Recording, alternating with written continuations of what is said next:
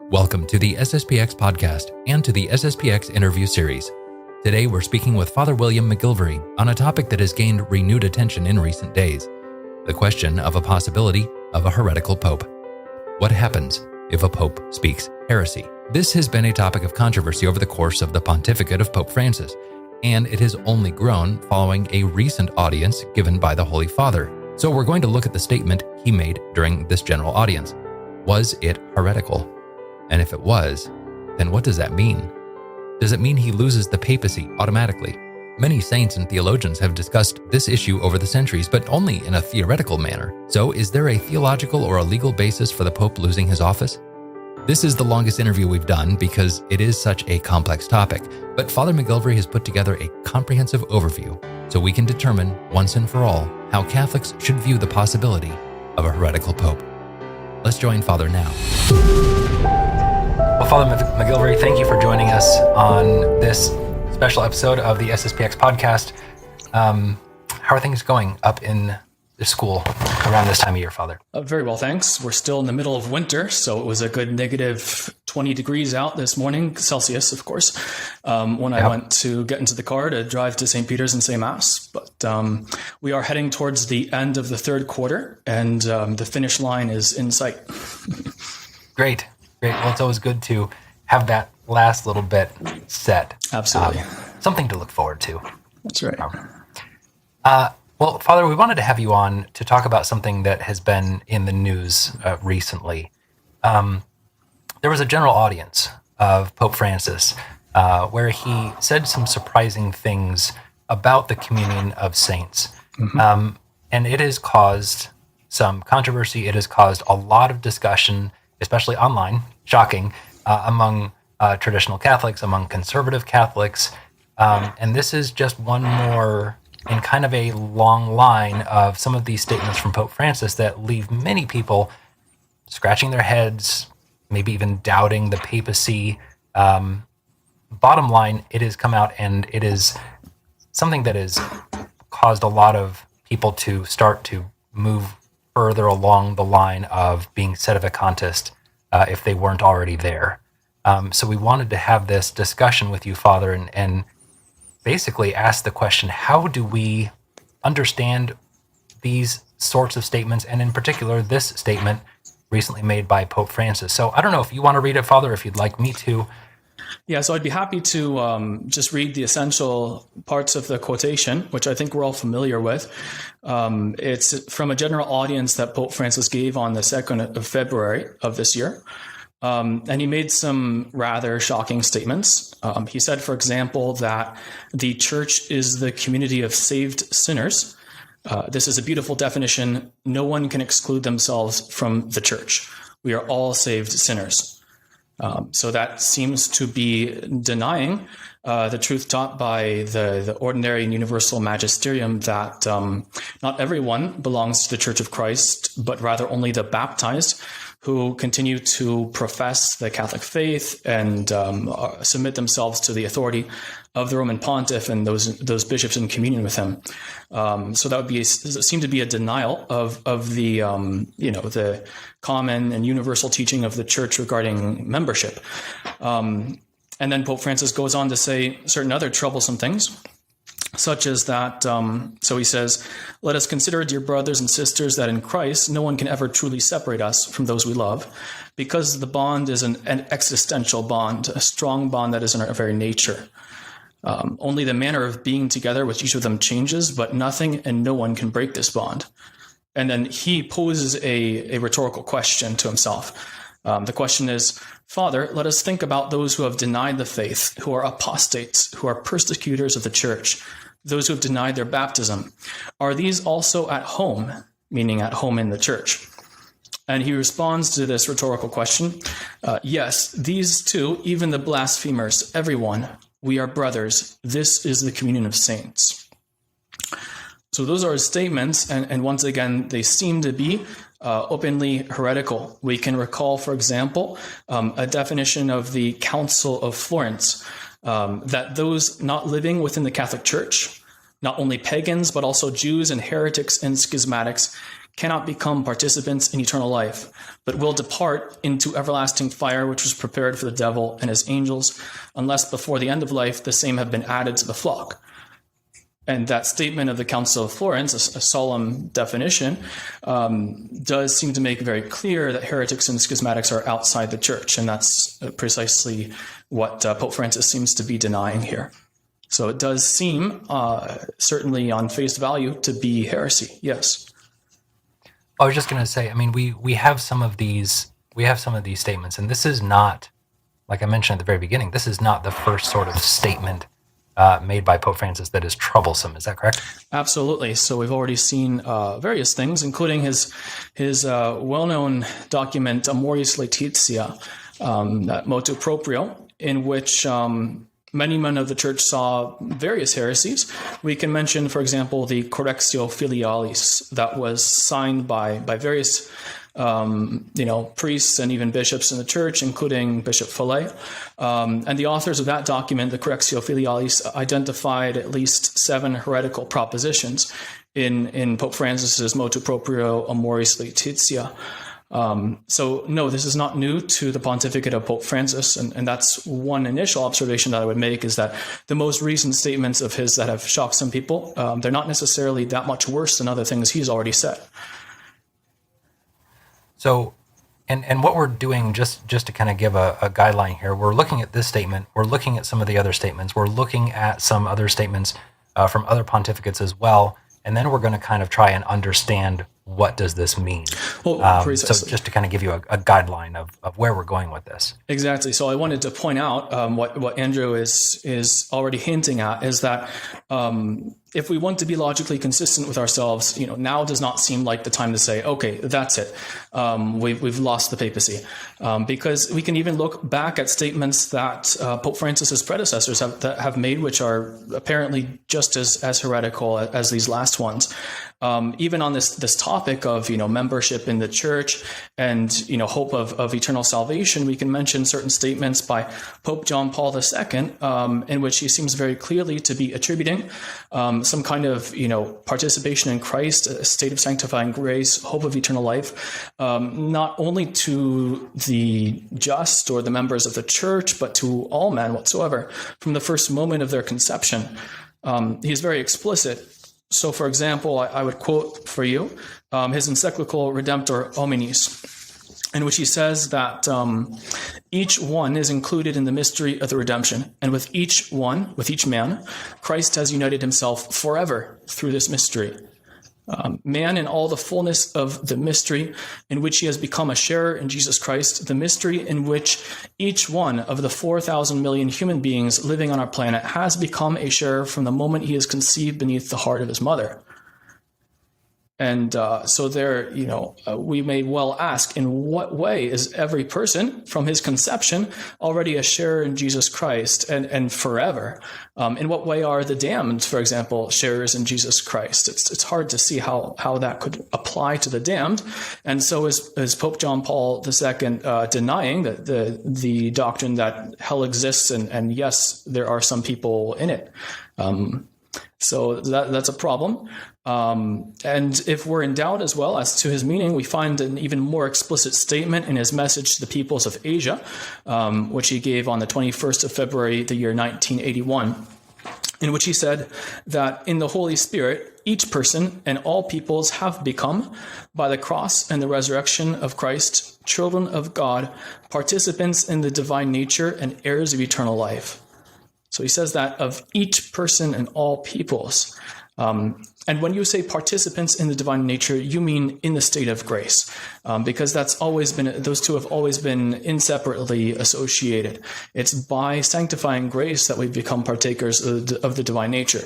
And so effectively what Pope John Paul II seems to be saying there is that everyone who is alive, who has ever lived, is in a state of grace and will go to heaven. That seems to be the clear implication. Have there been any other popes besides Pope John Paul II and Pope Francis who have said things that are troubling like this, Father? Well, I think the list could go on, and we won't quote from every single conciliar or post-conciliar pope. We could mention just in passing that Pope Benedict XVI, in some of his writings, seems pretty clearly to deny our Lord's historical resurrection. For example, he writes in his Principles of Catholic Theology that the resurrection cannot be a historical event in the same sense as the crucifixion is. So there's an ambiguity there. But, to you and to me, I think an event either is historical or it's not. And so if you say the resurrection is not historical in the way that the crucifixion is, what I read there is that it's not historical, period. And I think he makes it clear as well in certain other statements. For example, his book, Jesus of Nazareth, he writes that empirical physicality has been transcended by the resurrection.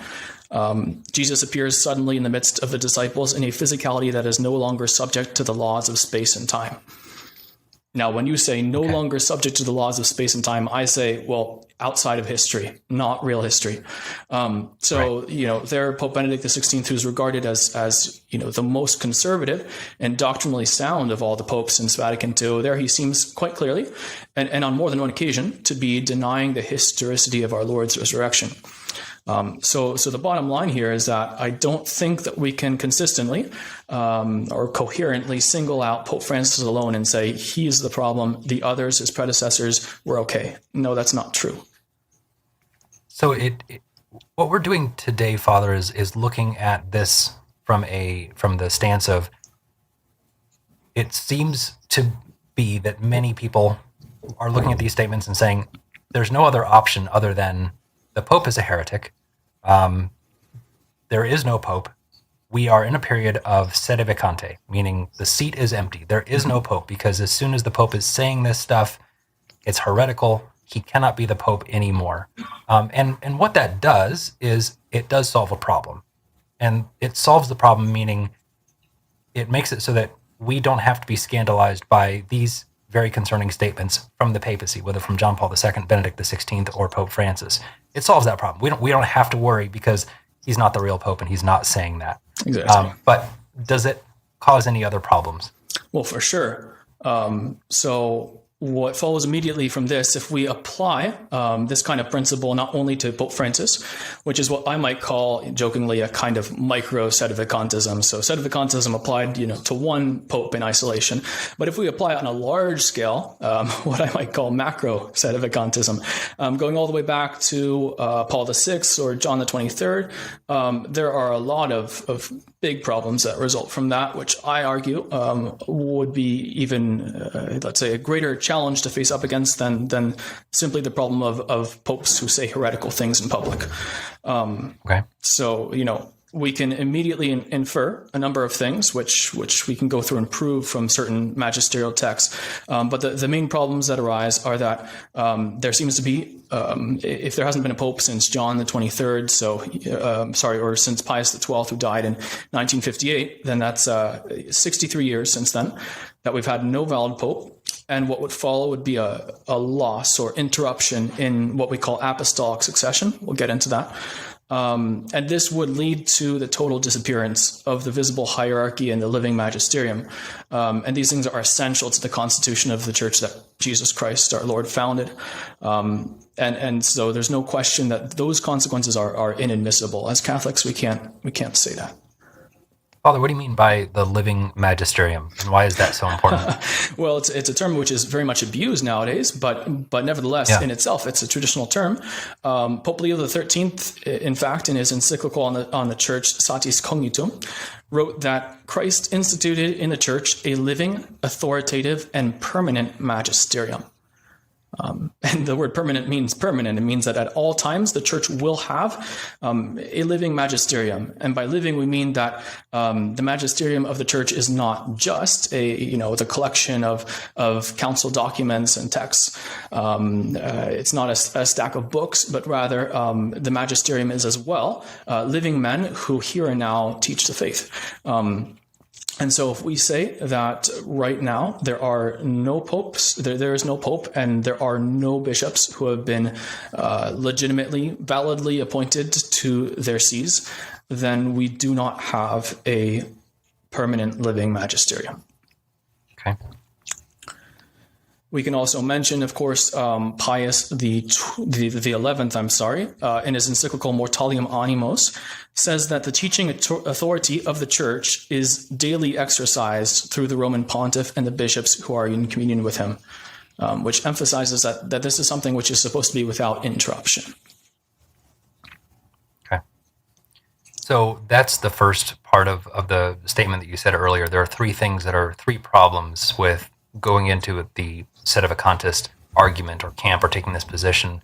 Mm-hmm. We have the loss of the living magisterium. Next, we have the loss of the visible and perpetual succession of the papacy. Can we go into that a little bit, Father? Absolutely. So that's referring back to Pastor Aeternus, which is a document of the First Vatican Council. And I just want to read for you a few lines from that, which make clear the problem that we're dealing with. So Vatican I decreed that it was the will of Christ that in his church there should be shepherds and teachers until the end of time. So that would kind of coincide with what we just said about a living magisterium. You don't have that without shepherds and teachers, which is to say, men who have been legitimately appointed to feed the flock of Christ. And that appointment, as we'll soon see, must come from a pope. But then to continue with the council text, in order then that the whole episcopal office should be one and undivided, and that by the union of the clergy, the whole multitude of believers should be held together in the unity of faith and communion. Our Lord Jesus Christ set Blessed Peter over the rest of the apostles and instituted in him the permanent principle of both unities, meaning the unity of faith and communion, and their visible foundation.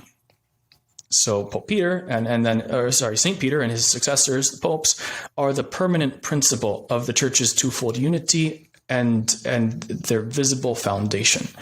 And there's a canon that follows this. The canon reads, if anyone says that it is not by the institution of Christ the Lord himself, that is to say by divine law, that Blessed Peter should have perpetual successors in the primacy over the whole church, or that the Roman pontiff is not the successor of Blessed Peter in his primacy, let him be anathema. So immediately we're confronted by several problems here. First of all, how is the papacy the visible foundation of the church's unity, as we read in the text just quoted, if the papacy can disappear without anyone realizing it? And this would certainly be the case if we bring our sedevacantist theory to apply all the way back to John the 23rd. Since after all, so here I'm following what the authors of the book Sedevacantism, A False Solution to a Real Problem, priests of our Italian district, they wrote. They claim that the first public declaration of a sedevacantist kind was that of the Mexican Jesuit Joaquin Sáenz y Arriaga, who in 1973 published a work entitled Sedevacante. So in other words, from the death of Pius XII, in 1958, all the way to 1973, which is a span of 15 years, the entire church publicly adhered to a false head, to John the 23rd, Paul the 6th. So that seems to be absurd. We can no longer call the papacy the visible foundation of the church's unity if the pope can cease to be pope and nobody realizes. That's not a visible foundation. Okay. And then the other obvious problem is, how can we say that Peter has perpetual successors if there's been an interregnum of more than 30 years with no validly elected pope? That's a real problem as well. In history, there have been some periods of sedevacante that have lasted, 2 or maybe 3 years at the most, and that's conceivable. But 63 years just it doesn't jive well with the idea of perpetual successors. Right. All right. So that's the second problem with sedevacantism, and the last one that we're going to look at is apostolic succession. Exactly. If there is a sedevacante, there's basically no apostolic succession. Is that true? That's right. And this flows from the fact that, as Pope Pius XII taught in his encyclical Ad Sinarum Gentes, the power of jurisdiction, which is conferred upon the Supreme Pontiff directly by divine right, flows to the bishops by the same right, but only through the successor of St. Peter. So in other words, bishops, the bishops who are appointed over dioceses are appointed by the Pope and receive their jurisdiction over their diocese from the Pope. And this is the meaning of apostolic succession, is that, well, the Pope succeeds to St. Peter in his office of the supreme pastor or shepherd of the church. But then the bishops, the residential bishops who govern dioceses, succeed to the College of the Apostles. However, they don't succeed let's say by being directly appointed by God, but rather it's through the appointment that the Pope gives them, that they receive their episcopal jurisdiction over their flock, and thus pertain to this ongoing reality of apostolic succession. They succeed to the College of Apostles precisely by being appointed over a diocese by the decree of the Pope. So what happens is, if you don't have, let's say, one valid pope in a whole succession of popes, you will still have probably some bishops who receive their jurisdiction from the previous pope, and so one vacancy of the throne of St. Peter may not of itself extinguish apostolic succession entirely. But once you have a whole series of anti-popes with no real pope, then all of the appointments of new residential bishops are invalid. Those bishops do not receive jurisdiction over their diocese, and so eventually you have no validly appointed residential bishops, no diocesan bishops who actually have true authority or jurisdiction over their flock, and thus the entire visible hierarchy of the church is destroyed and apostolic succession is broken. All right, so those are the flaws in the solution to sedevacantism, which, again, at first glance, it seems like a solution. It seems like something that must happen. Let's, I guess, take a look back, or go back to the beginning of this episode, Father, and we're talking about some of these statements. The one just recently from Pope Francis, but then, other statements. And what we're looking at today essentially is statements that are heretical or seem heretical to you and I, Father. What does that mean for the person stating them? Does it basically remove the Pope automatically from office? Does it remove a bishop from office? So these are kind of the questions that we're going to be looking at here in this next section. So where do we start with looking at this, Father?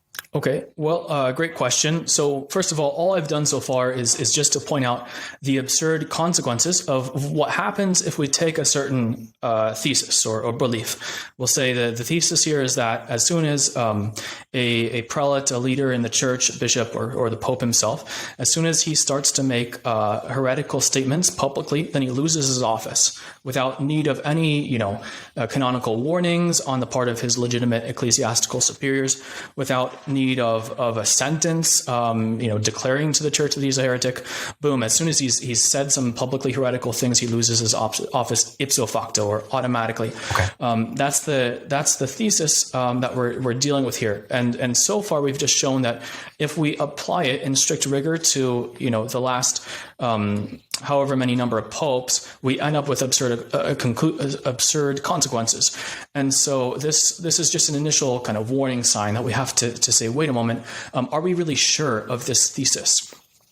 And now that we have this doubt about it, we're going to go and examine the arguments that sedevacantists usually bring forward in favor of this thesis of automatic or ipso facto loss of office upon publicly preaching or saying heretical things. And we're going to say, first of all, we're going to break down the arguments of sedevacantists into two major categories.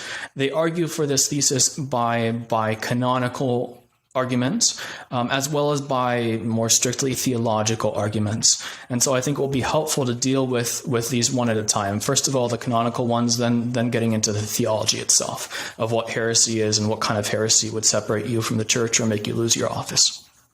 Okay. So the first argument then is that, just to make sure I have this right, and so I'm following you along, Father. Sure. The first argument is that a heretic, someone who speaks heresy, is excommunicated automatically as soon as they say this statement. Is that the argument? Yes, exactly. Now, in fairness to sedevacantists, most of them know that this argument is not good. It doesn't hold water, but some still do put it out. So I think it's worth addressing. So this is, they usually refer to Canon 2314 of the 1917 Code of Canon Law, which stipulates, yes, that as soon as a heretic says something heretical publicly, or let's say not even publicly, this could even be something done privately. You, in the secrecy of your bedroom, you write out the sentence, Mary is not the mother of God, and you actually mean it. You understand that you're contradicting a dogma of faith, a dogma taught by the church infallibly. And as soon as you express your heresy externally, whether in speech or writing, you incur, according to canon law, an automatic excommunication. And this, at first glance, it would seem to have the implication that, you must be now outside the church, because that's the meaning of excommunication, right? Is that you're deprived of the ability to participate in the sacraments and the worship of the church. You're put out of communion. And so some people would point to this canon and say, well, look, as soon as you become a heretic externally in any way, that's it. You're no longer part of the church, and so you must also lose your office or your power of jurisdiction of teaching and governing. And so we've got to immediately clarify a few things here.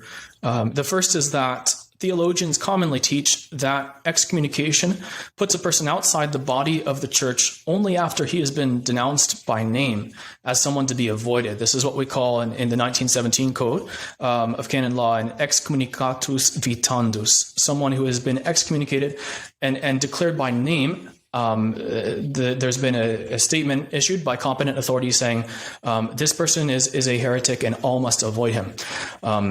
Or even if it's for some other reason. The point being is that for an excommunication to actually put you outside the church, you have to be indicated by name. And there has to be this command, avoid this person, because he's no longer a member of the church and he'll corrupt you if you associate with him.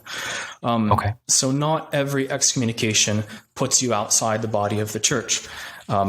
And this is made abundantly clear as well by Canon 2264, which speaks of acts of jurisdiction that are carried out by an excommunicated person. And this canon says that these acts of jurisdiction continue to be valid, even though the person has been excommunicated, for as long as there hasn't yet been a condemnatory or declaratory sentence passed against him. As long as sentence has not been pronounced by competent authority, his acts of jurisdiction continue to be valid. Finally, a last point here is that we can point out that this argument that we've just given ignores what immediately follows in the same canon that it appeals to. So this is Canon 2314, which deals with the penalties incurred by heretics and schismatics. And immediately, so I'll just read to you the canon, these first 2 points. So this is Canon 2314, and it says, all apostates from the Christian faith and each and every heretic or schismatic, number 1, incur ipso facto excommunication. That's what we've just discussed. And then number 2, if they do not repent after a warning, they are deprived of benefice, dignity, pension, office, or other duty that they have in the church. They're declared infamous, and if they're clerics, then with the warning being repeated, they are deposed. Now, what's important here is that, first of all, you have a warning, a canonical warning, and there's a certain procedure for that. It's delivered by, the person's competent superior. And then if they do not repent after receiving that warning, then they are deprived of office. That's the wording of the canon. And it's clearly once again, the competent superior who declares that they're deprived of office, only after having given a canonical warning and that warning has been ignored. So to use this Canon 2314 as an argument at all, you'd have to basically just read point number 1 and ignore everything that follows, because what follows is clearly in contradiction with this argument that we've just dealt with. Okay. So in order for this, again, just to sum up, in order for this to actually happen, then the person uttering the heresy must be warned and warned again, and then there's a formal procedure where the person is then removed. It doesn't happen automatically as is claimed at the beginning. That's correct. There has to be, certainly at least one warning, and then it's up to the superior to intervene and remove that person from office. Yes. Okay. All right. Then there's a second argument that is commonly used by the Sedevacantists, What is that one, Father? So they'll appeal to Canon 188, which says that any office, so just to be clear here, when we're talking about office, we're talking about, let's say, a duty or responsibility that someone has in the church, such as, the office of a residential bishop is his duty and the authority that he has to govern the diocese that he's appointed over. That's his office. And so if you lose office, what that means is that you lose also the authority, the jurisdiction which corresponds to your office. And so this is why we're concerned about this idea of loss of office.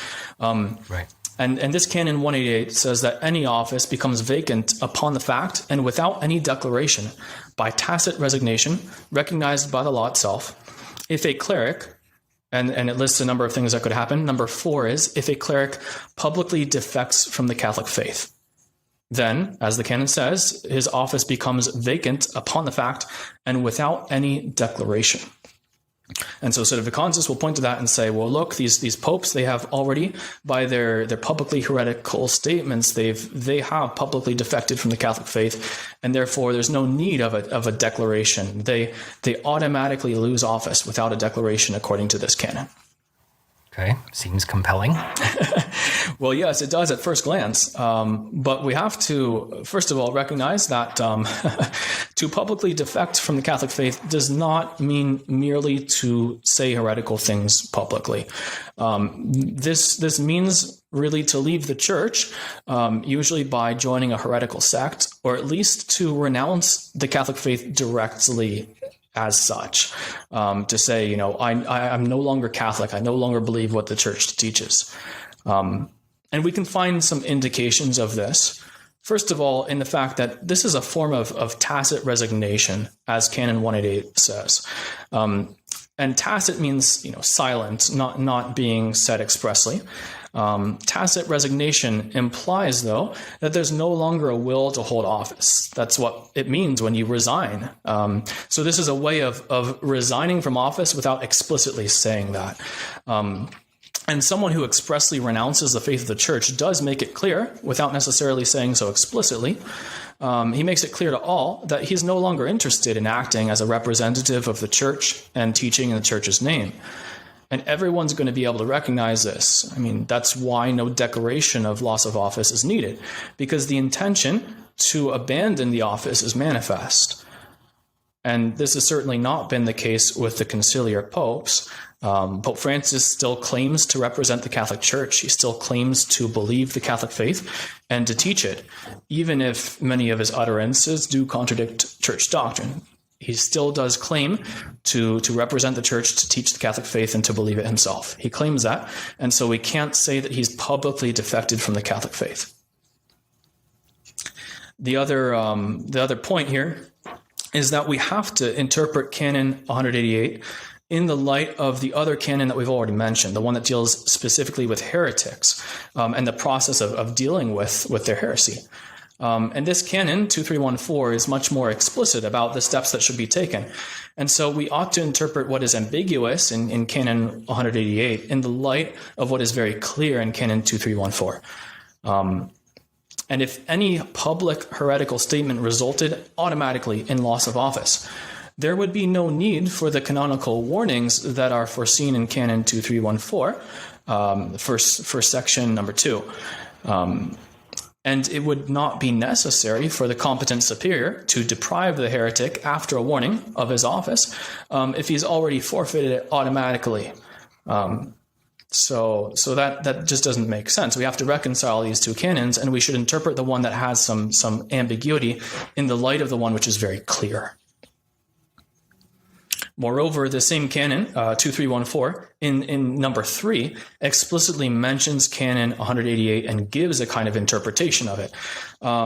So number 3 of this canon is, if they have given their name to a non-Catholic sect or publicly adhered to it, then they are ipso facto infamous, and in accordance with Canon 188.4, clerics, if a warning proves fruitless, are to be degraded. So in other words, this Canon 2314 gives an interpretation to Canon 188, and it says that if the cleric, or if the heretic, has given his name to a non-Catholic sect or publicly adhered to it, then Canon 188 applies. But if not, the implication is if he hasn't publicly joined a heretical sect, then we have to still go through this whole process of, canonical admonitions, and then the competent authority has to remove him from office, because it's not clear that he has tacitly resigned. That's not clear at all. So basically, just to sum up again, we have to look at both of these. We can't just look at Canon 188 and ignore Canon 2314. That just doesn't work. Exactly. That's right. And I think that for those who are listening, following along, it will be helpful. I'm sure we'll have the text of these canons on the screen for them to look at, because to be fair, this is legal language. It's very complicated, hard to follow. But the bottom line is that if you're using Canon 188 in such a way that you ignore or cancel out Canon 2314, which calls for a warning before a person loses office, then you're using canon law against itself. That's not a proper way of interpreting canon law. All right. Let's move on to another argument of the Sedevacantists, Father, and that is something that was stated by Paul IV, which again seems to be fairly compelling. Right. So Paul IV, formerly Cardinal Carafa, he was a man of great severity and very paranoid about the possibility of someone possibly succeeding him as Pope who would be heretical, a Protestant, for example. He was afraid that someone who was a Protestant, or at least with Protestant ideas, would become Pope after him. And so he passed this bull called Cum Ex Apostolatus, in which he declares that anyone who has ever been a heretic is ineligible to be elected Pope, and his election is null, even if all the cardinals agreed upon it. And so Sedevacantists will throw this out and say, well, look, maybe our other canonical arguments aren't good, but look at this one. This seems to be very clear. Anyone who's ever been a heretic can't be Pope. And so even if we can't prove that, Pope Francis has lost the the papacy now for his current heresy, we can probably prove that he was a heretic even before he was elected, and so his election was null. That's another common argument of Sedevacantists. And I mean, there's a lot of things that we could say about this argument. We could discuss the correct interpretation of the bull, say, what do they mean by heretic? But we don't even have to get into that, because canonically speaking, this bull, as a part of church discipline, has been abrogated by the 1917 Code of Canon Law. And yes, there is a reference to it in the footnotes under Canon 188, what we just discussed, this idea of tacit resignation from office. But to be included in the footnotes as a reference does not mean that Cum Ex Apostolatus is still in force as a part of church discipline. You need more than just to be mentioned in the footnotes. So this legislation, this historical legislation, has been abrogated. And so on the disciplinary level, it's no longer a valid argument, if it ever was. The only way that this papal bull could be used is as a theological argument. You could say, well, it teaches something about, the incompatibility of being a heretic and holding office in the church. And they're fine. But then we'll get into the theological argument. And I would just first of all mention that if this bull is meant to be used as a theological argument, we can look at all the discussion that classic theologians have had about this problem of a heretical pope. And to my knowledge, none of them, and I've read a lot, none of them has ever invoked this bull of Paul IV, Cum Ex Apostolatus, as a theological argument. It's never been done until recently by present-day Sedevacantists. Okay. So these are the three canonical arguments that the Sedevacantists will commonly use, or some. Again, we're sort of painting with a broad brush here. There's really no way to say, this is what everyone says who, is a Sedevacantist, etc. But we're just being as general as we can, because there are many different flavors of Sedevacantism, as you and I have talked about in previous episodes in the Crisis series. Sure. So then, Father, let's dive into the theological side of things. That's the legal side of things. Let's go into the theological side of things. And the most compelling argument in my mind on this, Father, is simply that heresy puts you outside of the church. This is something that has been stated. That's right. So, Pius the 12th in his encyclical Mystici Corporis on the mystical body of Christ did state that. So not every sin however grave it may be, is such as of its own nature to sever a man from the body of the church, as does schism or heresy or apostasy. So the teaching of the Pope there is that heresy of its nature severs a man from the body of the church. So yes, that statement is well backed by the authority of the magisterium. Heresy does put you outside of the church. And so that would be like the major of the syllogism here. The minor premise would be no one who's outside of the church can have jurisdiction. And this is clear enough as well. Commonly, the one who's quoted here is Leo XIII, who says in Satis Cognitum that it is absurd to imagine that who is outside can command in the church. So you're outside the church, you can't have authority within the church. That makes sense.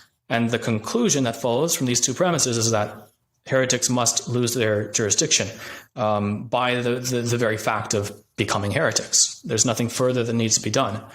And this appears to be backed up by a quotation from St. Thomas Aquinas, who says that the power of jurisdiction does not remain in heretics and schismatics. So it seems like upon becoming a heretic, you lose your jurisdiction without need for any intervention of the church authorities. Okay. Again, seems fairly clear. Right. But heresy and the word heretic, the word heresy, the word heretic, those have very specific meanings. So let's dive into that a little bit, Father. How do we understand what this term means? And are we talking about the same thing? If we talk about someone who says something, again, in the privacy of their own bedroom, like we talked about, or the Pope saying something from a general audience, does that mean he is a capital H heretic or he has pronounced capital H heresy? Right. So great question. And ultimately, the whole controversy is going to boil down to this question of, what does it take to be a heretic? And also the fact that there are different senses of the word heretic. And being a heretic in different senses will have different repercussions on your membership in the church and your ability to hold office. So I think we need to break down this idea of heresy. First of all, giving a general definition, and then giving some distinctions, which are absolutely necessary to understand the subject matter at hand. First of all, I would give a definition of heresy which is based on canon law itself. So canon 1325, paragraph 2. Heresy is the pertinacious denial or doubting by a baptized person of a truth that must be believed with divine and Catholic faith. When we say divine and Catholic faith, that's referring to the assent that we must give to truths that are directly revealed by God and sufficiently proposed as such by the Church, either through a solemn definition or through her ordinary and universal magisterium. So two conditions there. The truth has to be one directly revealed by God, not simply a deduction that you make from a revealed truth, but the revealed truth itself. And it has to be sufficiently proposed as a revealed truth by the Church. And sufficient proposal means an infallible proposal. So that truth will be proposed infallibly, either in a solemn definition, or else if it's been taught everywhere, always, and by all, if it belongs to the ordinary and universal magisterium. So that's the first thing is we have to be clear. What is the object of heresy? Heresy is not the rejection of a theological opinion, which may happen to be favored at the time, or even of a magisterial teaching that has not yet been proposed infallibly, that has not yet been, taught universally in time, or not yet been the object of a solemn definition. The other point, though, in this definition of heresy is the idea of pertinacity, since heresy is the pertinacious denial or doubting of one of these truths.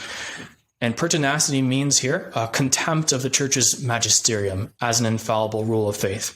It means that you realize this truth has been proposed infallibly by the Church as an article of faith, something divinely revealed, and nevertheless I say no. I call it into doubt or I deny it.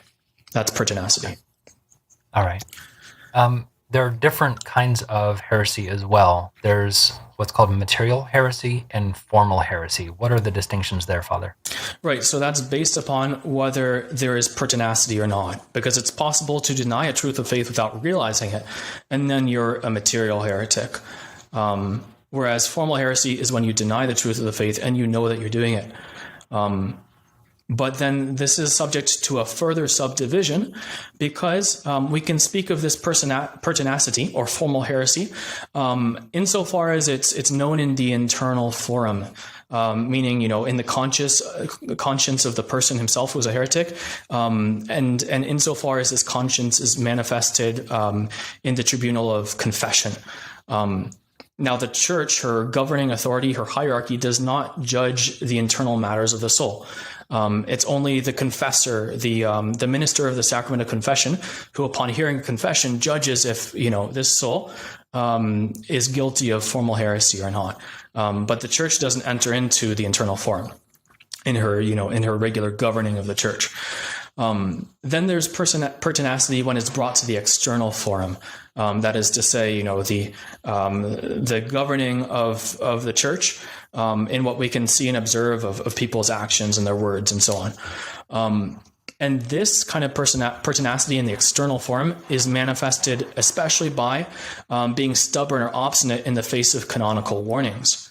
And it's this pertinacity manifested in this way in the external forum, which is the last disposition on the part of the heretic that is required for the church to be able to rightly deprive him of office and cut him off from her juridical structure by a declaratory or condemnatory sentence. That's anticipating a little bit, though, our conclusion that we're going to argue for.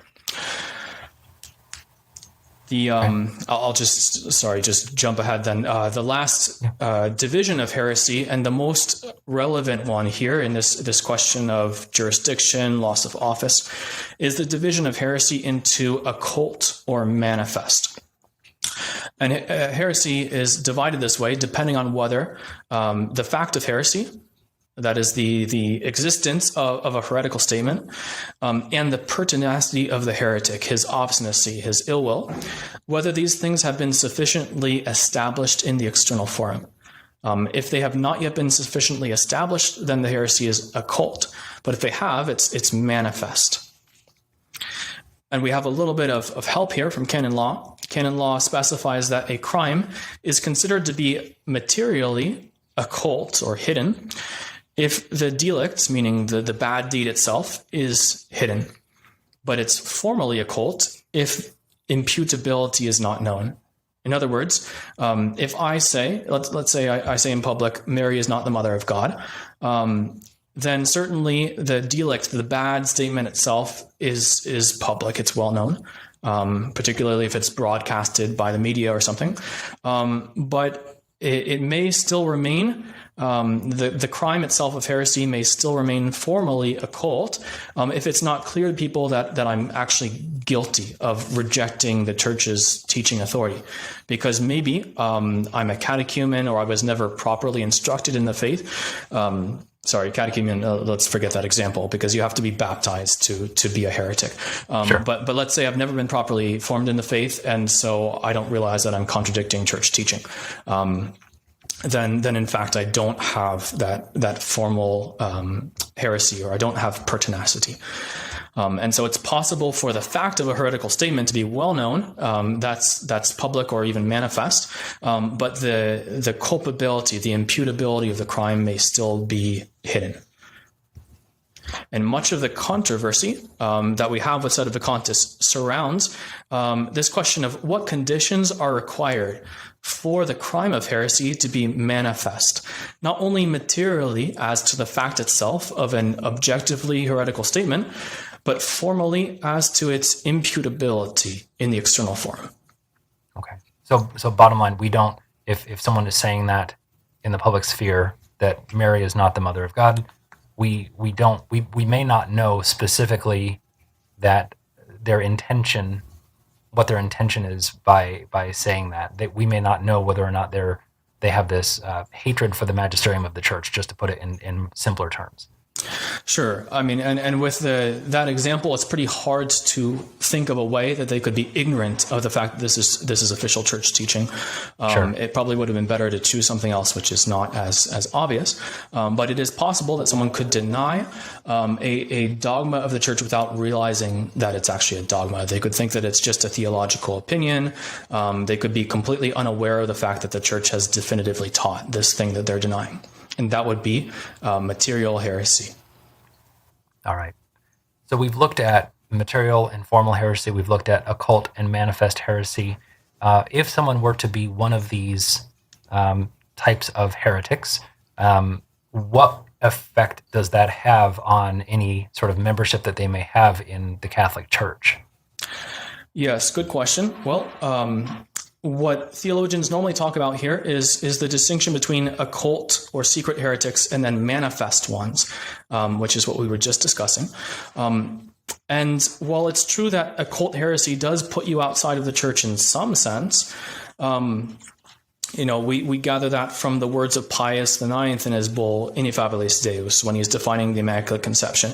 He says, if anyone dares to think otherwise than has been defined by us, let him know and understand that he's condemned by his own judgment, he has suffered shipwreck in the faith, and that he is separated from the unity of the church. So that's even if you just think something contrary to what you know has been defined by the church. You are in some sense separated from the unity of the church. But theologians will immediately add that this separation is not understood to be a juridical or canonical separation from the church. And here I can just quote St. Robert Bellarmine himself, who, as many of you know, is probably the favorite theologian of Sedevacantists. St. Robert Bellarmine says, "It is certain, whatever one or another may think, that an occult heretic, if he be a bishop or even the supreme pontiff, does not lose his jurisdiction or dignity or the title of head in the church until either he publicly separates himself from the church or, being convicted of heresy, is unwillingly separated." That's from his work on the Church Militant, Book 3, Chapter 10. So it's clear from that quotation, as well as we could cite many theologians, that being a secret or occult heretic is not sufficient for you to separate yourself from the church in terms of her juridical structure, the whole, the visible hierarchy of the church. So if a bishop or even the Pope himself internally or secretly disbelieves truths of faith, he still remains a member of the church juridically and is still capable of holding office and exercising acts of jurisdiction. Okay. That's occult heretic. What about someone who's a manifest heretic? What does that do? Right. Well, here we have to distinguish different senses of the word manifest heretic. And the whole controversy, in fact, centers around whether we should understand someone to be a manifest heretic as soon as he publicly makes heretical statements, especially if it's in a way that leads good Catholics to vehemently suspect that the person is malicious, that he's pertinacious, even if no canonical warnings have been given. Or should we understand manifest heresy in a more restricted sense?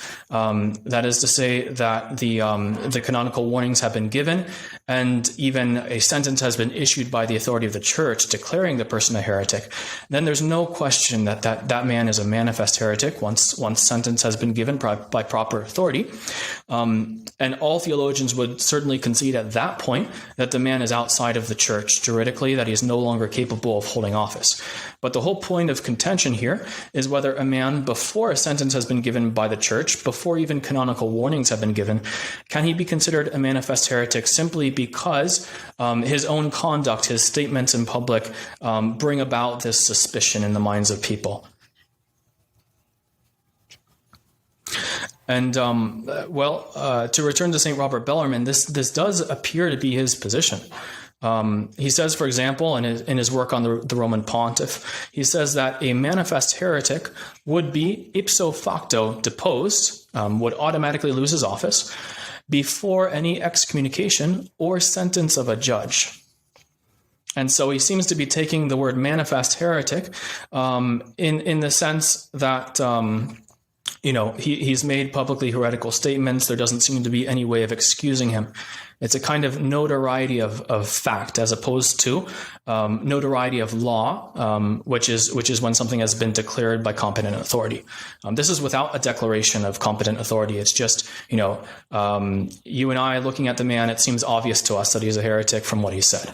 And St. Robert Bellarmine seems to be saying that that's enough for him to be separated from the church and lose his office. And we can find, the same thing repeated by many other theologians. Some of them even canonized saints, St. Alphonsus de Liguori, St. Francis de Sales. I would point also to the Catholic Encyclopedia, which summarizes this position by saying, were a pope to become a public heretic, that is, if he were publicly and officially to teach some doctrine clearly opposed to what has been defined as de fide catholica, so of Catholic faith, many theologians hold that no formal sentence of deposition would be required, as by becoming a public heretic, the pope would, ipso facto, cease to be pope. So in other words, this is a position which has been held not only by St. Robert Bellarmine, but by many theologians. But at the same time, we can note from this article of the Catholic Encyclopedia, so published in 1913, we can note that it was, and it continues to be, an issue which is debated by theologians. Is it true that the Pope would lose his office automatically without a sentence of deposition? The encyclopedia says many theologians hold that, but what is implied is that others do not. Others don't. And so that's precisely what we have to look into, especially since if you say, yes, he does lose his office before a sentence of deposition is given, then we have this doubt. Well, what about all these popes that have said publicly heretical things? Have they lost their dignity? And so we already noted that certain theologians of great authority have said yes. But on the other side of this, we find other very, very important, very influential theologians. We can cite, among many others, Cajetan, John of St. Thomas, Bilois, who are all famous commentators of St. Thomas. They belong to the school of Thomists, those who strictly follow the thought of St. Thomas Aquinas. And all of these authors and others like them hold that a sentence of the church would be required for the crime of heresy to be canonically manifest and to separate a man from the church. And this would be true not only of the Pope, but with even greater reason, of bishops and priests who say heretical things. So this is go ahead. This is the big separation. This is kind of in my mind, correct me if I'm wrong, Father, but this seems to be kind of where the rubber meets the road on the Sedevacantist argument. You have Saint Robert Bellarmine, you have Saint Alphonsus, Saint Francis de Sales saying one thing, and then you have others saying another. Exactly. Are we, and maybe we'll get into this and tell me just to hold on if I'm asking a question ahead of time, but it seems like we're picking and choosing the position that we want. Or am I, do you see what I'm saying? Sure, absolutely. So in all fairness to the Sedevacantists, their theory, in principle, is supported by a good number of theologians. What I don't think any theologian would support is the conclusions that they draw from it. And that's why we dealt with that already earlier on in the podcast. I see. So in other words, either of these two opinions, if you just looked at the number of theologians on each side, the weight of authority, either of them could be chosen freely by a Catholic, because it is a matter of controversy that has not been decided in a definitive way by any magisterial pronouncement. And so my aim here is simply to point out, first of all, the theological opinion that the Sedevacantists prefer. It doesn't seem like we can hold it in practice, at least in the way that they do, by applying it to all these popes, knocking them down, saying that they are, they're anti-popes, they lost the papacy, they lost their church membership for manifest heresy. We certainly cannot apply this opinion, this theological opinion, in the way that they do. That is clear. And so we're going to discuss, should we reject it altogether? Is there a way of understanding it which is more acceptable? And what arguments are there for the other side? What about the theologians who say you need a sentence of the church first? So I think we'll have to look at that seriously. And I'm going to argue in some of what follows that their opinion does seem to be more probable and seems to have its basis in even some of the writings of St. Thomas Aquinas, some things that haven't really been brought very much into the discussion until now. But it's enough for us to say, our opinion that the Pope does not lose his office before a declaration is supported by many theologians with great authority. It has good reasons behind it, and to answer in advance the objection that follows on that, Sedevacantists will say your opinion is no good, it's not acceptable because it involves some kind of conciliarism or Gallicanism. How can the church pass a sentence on the Pope? And that was the opinion of these authors. And so, to be very clear, we, the Society of St. Pius X, if we tend to follow this opinion, it's not necessarily embracing that further statement that, yes, the Church can pass a sentence upon the Pope and declare him a heretic in such a way that he loses his office. Not necessarily. But the point is that for the crime of heresy to be canonically manifest, there must be a sentence. And so if, in the case of the Pope, no sentence is possible because the highest see is judged by no one, then what follows is that the heresy of the Pope remains always canonically occult or hidden. It's impossible. There is no process, no legitimate legal process that can bring sufficiently to light his pertinacity in the external forum. Because if he's given canonical admonitions, there's no one with authority to do that, and he has no obligation to respond. So we're always left with this doubt. Well, is he really a heretic or not? And in the absence of authoritative, warnings or admonitions, his heresy remains canonically hidden, occult. Okay. So there's no one to judge the Pope. He is Right. the Supreme Pontiff. So there is no mechanism in the Church by which he can be judged, not even by a council, not by bishops, not by dubia, not by Father MacGillivray. Well, yes, it would seem not. Now, these authors that we're going to be quoting, who established the necessity of a declaratory sentence for heresy to be manifest, these authors, they hold that it is possible for the Church to pass a sentence on the Pope for heresy, and they have their own ways of explaining how this is not in conflict with the doctrine of the Pope's primacy, because in fact, all of these authors, Cajetan, John of St. Thomas, and the rest, they accept the primacy of the Pope. But they'll point to, for example, certain ancient canons, such as there's a canon in medieval canon law called Si Papa, which talks about how if the Pope becomes a heretic, then in that one case he can be judged by the Church. So there are some, juridical precedents for this opinion. And the opinion, I would add further, has not been condemned. It has not been abandoned by theologians, even after the definition of papal primacy given at Vatican I. Just to cite one author of great authority, Father Dominic Prumer, who is a great moral theologian of the 20th century, and who wrote a book on canon law.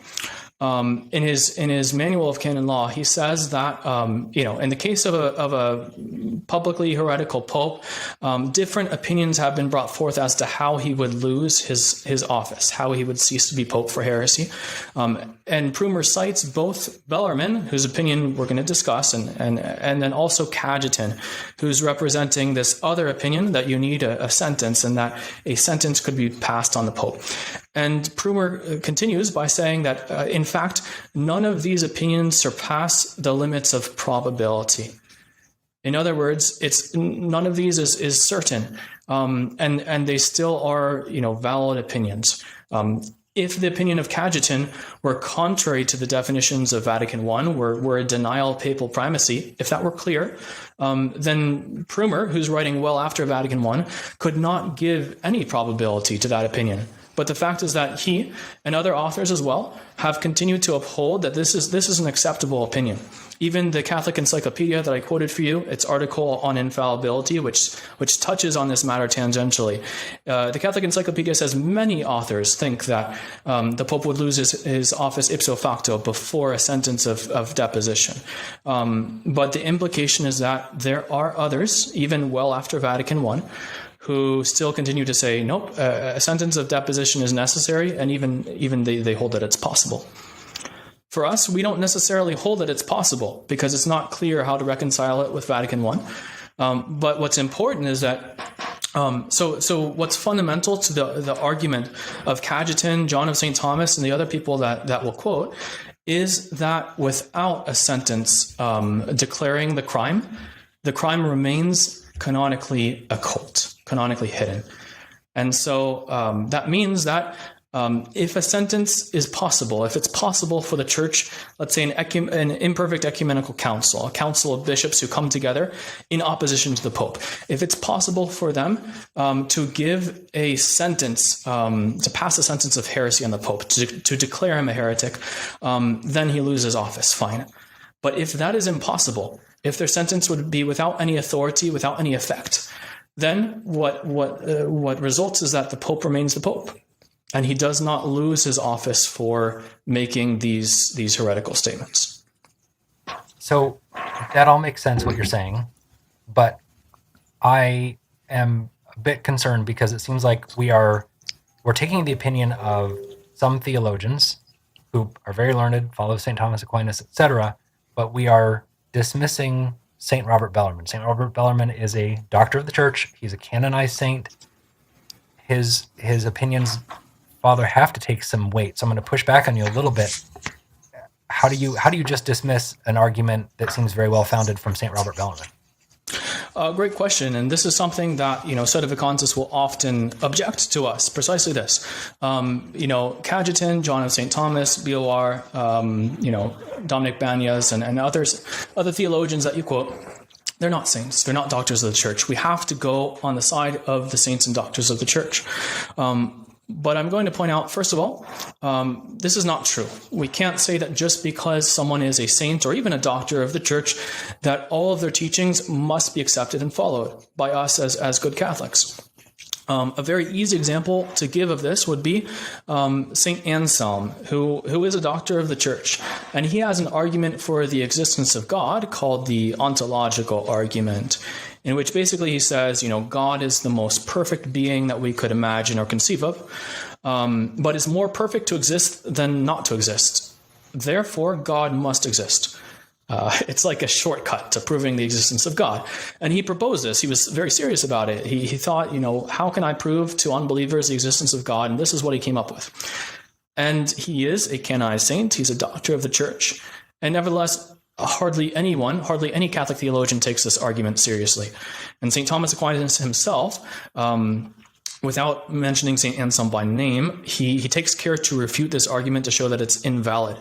He does that in his own Summa Theologica, where he treats of the existence of God. So in other words, it is possible for a saint and doctor of the church to propose an argument or establish a thesis which is false, which is invalid. And so, no, being a canonized saint or a doctor of the church does not make one infallible, does not mean that Catholics are obliged to accept each and every one of that person's theses. Regarding St. Robert Bellarmine himself, it may be helpful to point out that he does have some other theses which are commonly rejected, or at least which are very controversial. Regarding the holy sacrifice of the Mass, for example, St. Robert Bellarmine taught what's called destruction theory, in which, basically he holds that the priest's communion is an essential part of the sacrifice of the Mass because it's by the priest's communion that the victim is destroyed. And the destruction of the victim is an essential part of sacrifice. This theory that the priest's communion is the act by which the victim is destroyed, it's by and large rejected by theologians. In fact, it seems even to be implicitly rejected by Pope Pius XII himself in his encyclical Mediator Dei, where he teaches that the essence of the sacrifice of the Mass consists in the double consecration alone. That the separate consecration of the bread into the body of Christ and the wine into the blood of Christ is already a mystical immolation or mystical destruction of the victim, and that the priest's communion is not essential. It isn't an integral part of the sacrifice. It's required for its wholeness, but it's not part of its essence. Forgive me if that's a little bit abstruse, but this is to point out that there are other theories of St. Robert Bellarmine that were wrong and have been rejected by the church. We can point as well to certain others, his adduction theory as to how the Blessed Sacrament, how our Lord Jesus Christ comes to be really present under the sacramental species. It's opposed by the Thomists, who favor instead the production or the reproduction theory. And their opinion is more commonly accepted in the Church. It's more in harmony with the teachings of the Council of Trent. St. Robert Bellarmine also has a theory on how to reconcile grace and free will called congruism, which is a variant of Molinism. And so all these theories of his either have been rejected, or at least they're not commonly embraced by Catholic theologians, which is just to highlight, to underscore the fact that just because he's a saint and doctor of the Church doesn't mean he's always right.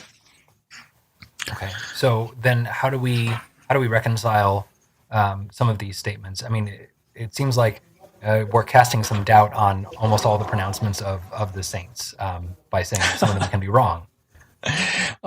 Well, I mean, I'm not calling all of his statements doubtful. In fact, if he was canonized and declared a doctor of the Church, that was for a reason. It's because as a whole, his doctrine is excellent. It's very good. But it's just the truth that nobody gets it right all the time. And so it's not wrong. It's not, irreverent or intellectually prideful to express disagreement with a saint or doctor of the Church on a particular point, especially if you can find theologians of great weight who agree with you in opposing him. And that's in fact the case here, because if we look at the divide in theologians as to this question of manifest heresy, we find that it's practically all the Thomists, those who are strict followers of St. Thomas Aquinas, are on the side of, Cajetan and John of St. Thomas, these great Thomists, who they all hold, these followers of St. Thomas Aquinas all hold that you need a sentence of the Church before a, quote-unquote manifest heretic loses office. And on this topic, I would point out, St. Pius X, in his motu proprio, Doctoris Angelici, when he's talking about, the importance of following St. Thomas Aquinas as our guide in all matters theological, as well as philosophical, he says, there's a very important statement. He says, if the doctrine of any writer or saint has ever been approved by us or our predecessors, it may easily be understood that it was commended to the extent that it agreed with the principles of Aquinas or was in no way opposed to them. In other words, the status of St. Thomas Aquinas as universal doctor of the Church is so high, so exalted, that even if, the popes have recommended, for example, St. Alphonsus de Liguori as a safe guide in areas of moral theology, or St. Robert Bellarmine has been, recommended especially for these questions concerning the Church and the primacy of the Roman Pontiff and so on. Even if the Church has recommended certain other men, according to St. Pius X, this recommendation is only to the extent that their teaching is in agreement with the principles of St. Thomas Aquinas, or at least doesn't oppose them. So St. Thomas holds a priority over all the other doctors of the Church.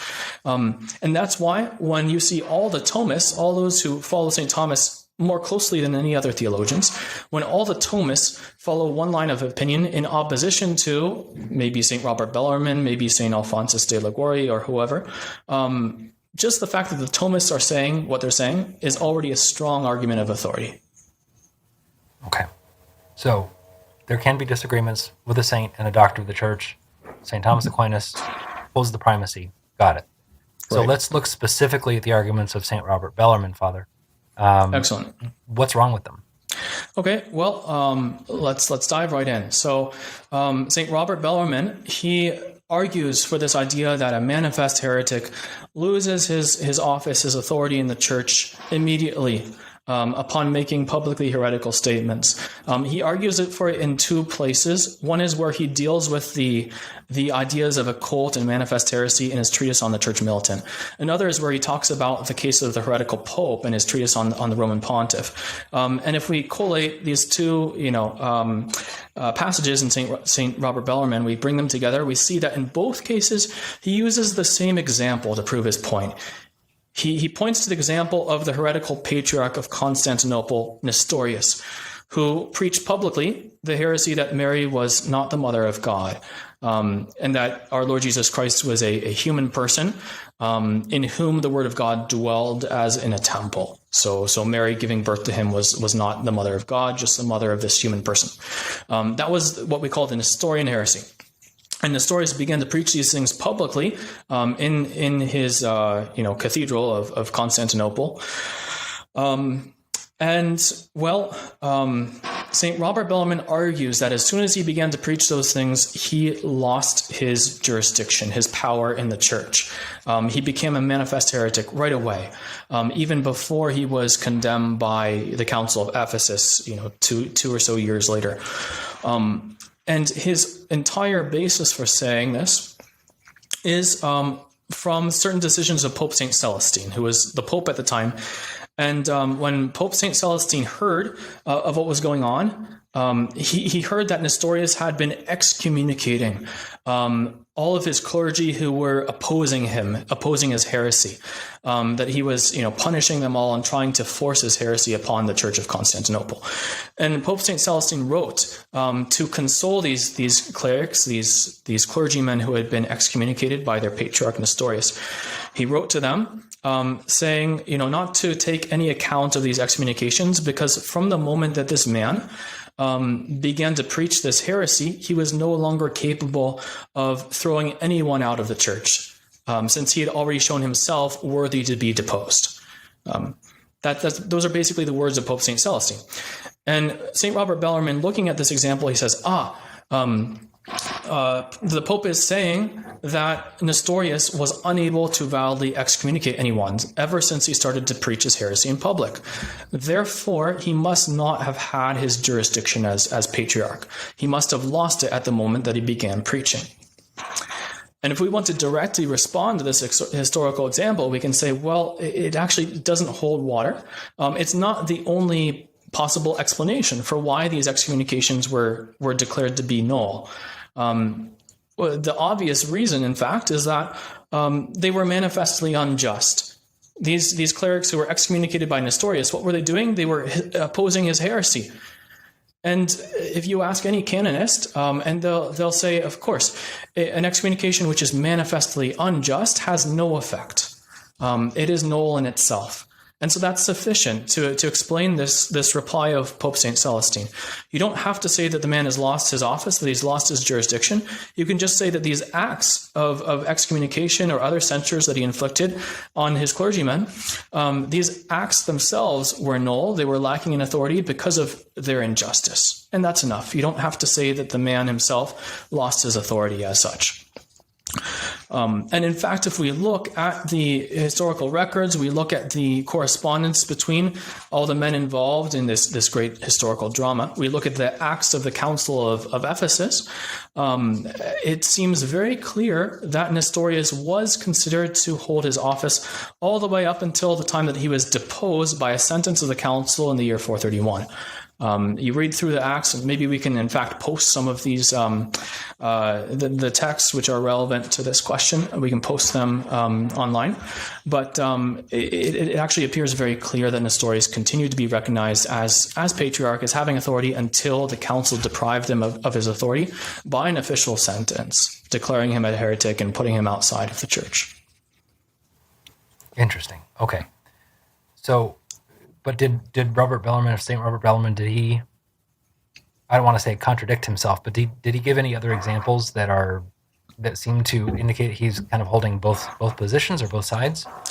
Well, yes, exactly. You lead me right into the next point, which is that, in fact, not only does his one example that he gives not really hold water, it's not watertight, but he also has other passages in his writings that seem to contradict this position or make it less plausible.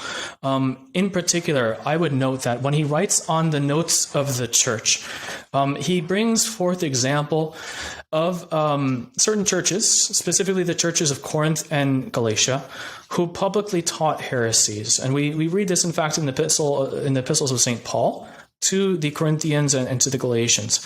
The Corinthians denied the resurrection of the body, and the Galatians taught that the observance of the Mosaic law is necessary for salvation. And St. Paul had to write to these churches and rebuke them and say, what you're teaching is heresy. It's not what I have given you. And in fact, if anyone preaches to you a gospel other than that which I have given, let him be anathema. So these churches were teaching heresy publicly. And nevertheless, St. Robert Bellarmine writes that they were still true churches. They were not, in other words, separated from the unity of the Catholic Church. And he gives the reason. He says, it is one thing to err and to be ready to receive instruction. And that's how these churches were. When they were corrected by St. Paul, presumably they amended their ways, they changed their teaching. But it is another thing not to want to learn. And so there, St. Robert Bellarmine himself introduces this idea of, formal versus material heresy. Is it just that the person is in ignorance when he says heretical things publicly, or is he actually malicious? And this is precisely the problem. How can we tell if someone is, in the words of St. Robert Bellarmine, ready to receive instruction unless he is admonished by his legitimate superior? That's the problem. Very interesting. So basically, again, we can't, going back to occult versus manifest heresy, we cannot determine whether or not someone is speaking this. What is the intention behind their heresy? And unless we can do that, right, work. Exactly. And I mean, some sedevacantists will say, well, if the person is well educated, he's a bishop or the Pope, he should know the Church's faith better than anyone else. So how can we possibly give him any leeway or say, well, maybe he's in good faith, right? But that's not the procedure of the Church, especially in our canon law. It doesn't say, if the cleric, if the heretic is ignorant, then he should be given a canonical warning. But, if you think that there's no way he's in good faith, then just go ahead and deprive him of office right away. There aren't these distinctions built into canon law. It doesn't matter what the person's level of education was. Always, you proceed with what's stipulated by canon law. You give the canonical admonitions to prove, to test pertinacity in the external forum. So this is, I guess, let's keep going on this line of questioning, Father. Mm-hmm. Again, what is, if someone is malicious or ignorant in their preaching on this heresy, how are we supposed to think of that person? Well, the truth is that we can't really judge which of the two they are. It's not easy to. So, in fact, I think this is pointing to the practical problems that are inherent in this thesis of St. Robert Bellarmine, which is that if it's sufficient for a person to say heretical things publicly, for him to lose his office in the Church, then there's going to be a lot of anxiety of conscience, especially when there are priests or bishops or there's a pope who says things that border on heresy, but it's not 100% clear that, in fact, this is a heresy. It could just be opposed to, the common opinion of theologians or something that's been taught with authority but not yet infallibly. There's all these different degrees of magisterial teaching, and not everything is a truth of faith. Moreover, it's so hard to speculate about what the person actually knows, whether they're aware of the fact that they're contradicting church doctrine, whether they're ready to be corrected by their legitimate superior. And so if we follow this thesis to the letter, it fosters all kinds of anxieties, and it can even create schisms. And we may see that later on when we deal with sedevacantism in history. On this line, I would like to quote one of the most important theologians in this controversy, Charles René Billois. He was a theologian who wrote in the early part of the 18th century. He wrote a commentary on the works of St. Thomas Aquinas, his Summa, and his commentary was extremely influential. It was very widely used by the clergy. And he writes on this particular subject, and he takes the position of Cajetan and John of St. Thomas that you need a statement of the Church before a heretic loses office for what he said publicly. And he argues this way. I'll quote from him. He says, "If manifest heretics had to be avoided before their denunciation, this would endanger souls and generate anxiety of conscience, since there would be uncertainty as to who are manifest heretics, some persons affirming and others denying, as actually happened in the case of Jansenism. It is very difficult for lay people to know with certainty if someone is a manifest heretic or not, since in most cases the subject matter of the heresy surpasses their understanding. So these are the kinds of practical difficulties that this idea results in, even just for, if it's a question of your local parish priest who you suspect of heresy, then you have this anxiety of conscience. Well, he hasn't yet, no sentence has been passed against him. His bishop hasn't deposed him. He's still the parish priest and goes and preaches and hears confessions. Can I go to him for confession or not? Has he lost his jurisdiction and his membership in the church because of the heretical things that he said? And so, in many times in church history, if this were true, there would have been a lot of confusion and anxiety. But even more so when it's applied to the Pope. And many theologians have pointed out this difficulty, which I think has been largely ignored by the partisans of St. Robert Bellarmine's position. In fact, in all their writings that I have read so far, I've never come across a direct response to this difficulty, one that actually takes away the problem that this thesis implies in practice. So to quote, for example, Francisco Suarez, who's actually a Jesuit who is contemporary with St. Robert Bellarmine, and also very influential in the Jesuit order. They tend to follow his theological writings more than anyone else's. And he says, we would fall into doubt about exactly how great the degree of infamy ought to be for the Pope to be reputed to have fallen from his dignity. Thence would arise schisms, and everything would become perplexing, especially if the Pope, after becoming infamous, would keep possession of his see by force or other means and exercise many acts of his office.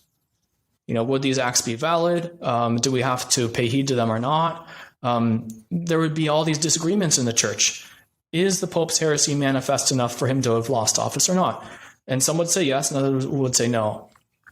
And just to quote one more theologian on the same line, Dominic Banez, who was a great Thomist and actually was one of the spiritual directors of St. Teresa of Avila. He was of the same opinion. He required a declaration of the church, a sentence of the church. And he said that, if this sentence of the church were not required for loss of office, then in particular with regard to the papacy, we would have doubtful popes and unknown popes. And everything would be churned up in a kind of Babylonic confusion. That's what he writes. And that's what not only he, but so many theologians have pointed out. And I don't think that there's ever been a coherent response given to that problem. So again, it's looking at the practical difficulties with accepting this conclusion that someone can lose their office immediately after becoming a heretic. And if you agree with that, and again, it's a disputed spot in theology, but if you hold to that, you're going to open up a whole can of worms in terms of how do the faithful see a possible heretic pastor? How do the faithful see a possible heretic pope? It's just going to cause mass confusion and essentially rip the church apart. Precisely. So the theory is extremely simple and compelling on the abstract level, on the speculative level. It seems very simple. It seems to work well. It also explains, it does away with the difficulty of how could the church pass a sentence on the Pope for heresy. It seems to, it has a lot that is attractive in it. But when you apply it in practice, it's a disaster. And that's precisely what we've been seeing in the last 50 years with all of these various sedevacantist sects that have broken off and at various times and for various reasons and fight among themselves and so on. This is a living demonstration of the practical difficulties inherent in this theological opinion. But I think what's probably the most compelling counter-argument to Bellarmine's opinion is that in fact, it's testable in a way, because we can look at the practice of the church and say, well, does the church behave this way? Does the church, do the faithful, act as if, a man could lose his authority at any moment by making a heretical statement? Or is it the practice of the church to wait and to make canonical admonitions and so on? And to go back and quote once again from the theologian Charles René Biouard, who we've cited before, he provides us a very valuable testimony as to what was the practice of the church in his era. Once again, that's the earlier mid 18th century, and that's coming about 1 century after St. Robert Bellarmine, who died, I believe, in the early 1600s, early 17th century. So this is more than 100 years after Bellarmine, and so you'd think that by now, these ideas have been aired. There's been a lot of controversy. Surely the church would have come to some kind of at least a practical resolution as to how to deal with this issue. And I think that BOR gives us a very important testimony as to how the church in practice works. And what thesis, what theory is the one which is actually followed in practice. He says that the law and praxis of the church require that a heretic be denounced before he loses his jurisdiction. Our argument, he says, is confirmed by the current praxis of the entire church. No one avoids his pastor, even for the reception of the sacraments, as long as he is allowed to remain in his benefice, meaning his office. Even if the man is, in the judgment of all, or at least of the majority, a manifest Jansenist and rebellious against the definitions of the church. So in other words, that's how it worked in his day. And that's more than 100 years after St. Robert Bellarmine.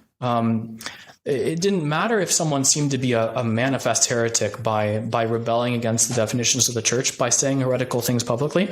As long as he was tolerated by the church, allowed to remain in his benefice or office, then he was still considered to be a minister of the church, and the faithful could, with security of conscience, approach him for the sacraments, including those, like confession, that require jurisdiction. And I think this testimony is very powerful. It's not something that we can lightly ignore or brush aside. Sure. This was the normal practice of the church. And so it's difficult, again, to take the abstract and then compare it to the reality of how the church has been practicing through the ages. And if those two disagree, there's a problem. Well, yes, and so that's why I would say that the practice of the church is, in fact, a very sure argument in favor of the opinion of the Thomists, of Cajetan, John of St. Thomas, and others, who say you need a sentence of the church before a person can be considered a manifest heretic in the canonical sense, before he can be considered to have lost his office and jurisdiction. That sentence is not something optional.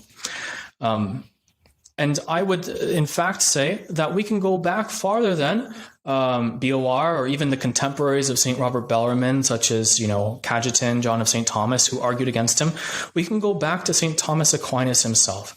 Let's look for just a moment at the teachings of the Angelic Doctor, because I think that, in fact, if we bring together a few passages of his, he gives a very clear answer to this question.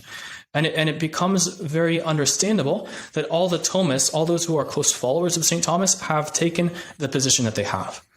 So if you'll allow me just to quote a few passages from the Summa Theologica. We start with the article in the Secunda Secundae, question 11, article 3, whether heretics ought to be tolerated. And this is very important, so just listen to what he says. St. Thomas says that with regard to heretics, on their side, there is the sin whereby they deserve not only to be separated from the church by excommunication, but also to be severed from the world by death. So just pausing there, their sin of heresy makes them deserving to be separated from the church. It doesn't separate them automatically. It just makes them liable to separation by excommunication, is what St. Thomas says. To pick up with the quotation, on the part of the church, however, there is mercy, which looks for the conversion of the wanderer. Wherefore she condemns not at once, but after the first and second admonition, as the apostle directs. After that, if he is yet stubborn, the church, no longer hoping for his conversion, looks to the salvation of others by excommunicating him and separating him from the church, and furthermore delivers him to the secular tribunal to be exterminated thereby from the world by death. So that's, I think, very clear. It's not right away that the heretic becomes separated from the church by his own sin, but rather it's the church who, after warning him, after being patient, eventually makes the separation happen by her sentence of excommunication. Did St. Thomas have it wrong? I have a hard time thinking that. and again, looking back to what Pope St. Pius X said, this is you when in doubt between two theologians, you default to St. Thomas Aquinas. Follow St. Thomas, exactly. And this is not an isolated quotation. I think we can also produce other testimonies. For example, he says, in speaking of wicked men who administer the sacraments, he says, as long as a minister of the church is tolerated in his ministry, he that receives a sacrament from him does not communicate in his sin, whether it be the sin of heresy or something else. There's no distinction here. But he communicates with the church from whom he has his ministry. In other words, for us, it's enough that the man be tolerated by his superiors in his office, in his position. And it would be, a very disorderly way of governing the church if our Lord Jesus Christ had instituted such things in such a way that a man could, lose his office and still be tolerated in his ministry. But no, for St. Thomas Aquinas, the fact that a man is tolerated in his ministry is a sign that, yes, he still possesses his office validly, and his acts are valid. He's still a minister of the church. But I think the most explicit of all the statements here would be taken from the supplement of the Summa. So question 19, Article 6.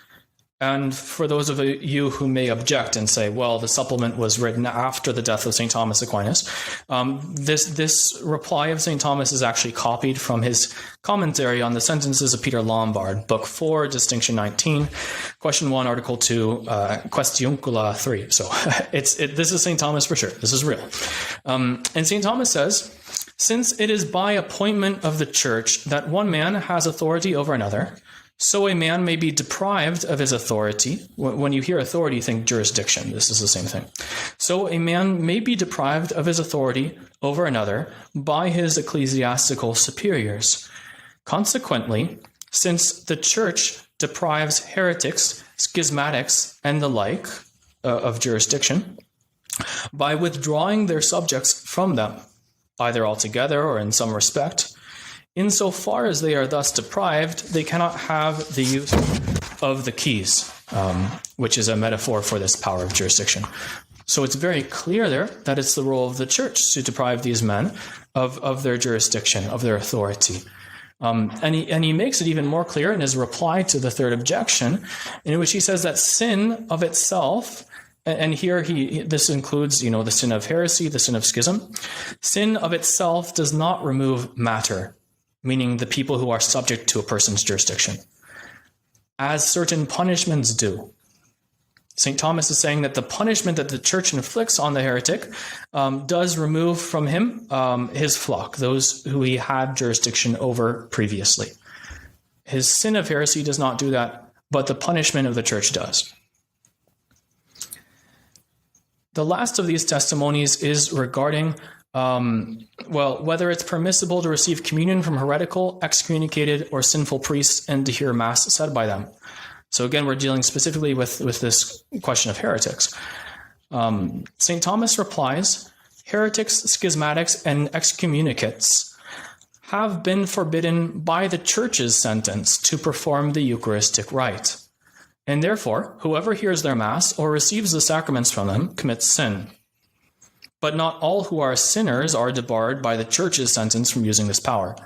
And so, although suspended by the divine sentence, yet they are not suspended in regard to others by any ecclesiastical sentence. Consequently, until the Church's sentence is pronounced, it is lawful to receive communion at their hands and to hear their Mass. And St. Thomas goes on to quote St. Augustine, St. Augustine, who's commenting on the instruction of St. Paul not to even eat with someone who is, a bad influence or a heretic. And St. Augustine, quoted by St. Thomas here, says, in saying this, he, St. Paul, was unwilling for a man to be judged by his fellow man on arbitrary suspicion, or even by usurped extraordinary judgment, but rather by God's law, according to the Church's ordering, whether he confess of his own accord or whether he be accused and convicted. In other words, if you or I say, well, I think that Pope Francis is a heretic because of things that he said, there's been no sentence of the church declaring this, but I think so, and so I think that I have to avoid him as a heretic and consider him to be outside the church. What I'm doing there is I'm using usurped extraordinary judgment. In the language of St. Thomas. That is not my judgment to make. It's the judgment of the church to pronounce on a heretic, especially if he holds office, has jurisdiction in the church. It's the duty, it's the office of the church to make that judgment and not of the individual. So this is very important. In all these passages, it's clear that the sentence of the church is the decisive element in separating a heretic from the church's juridical structure and depriving him of his office, the authority that he has within the church.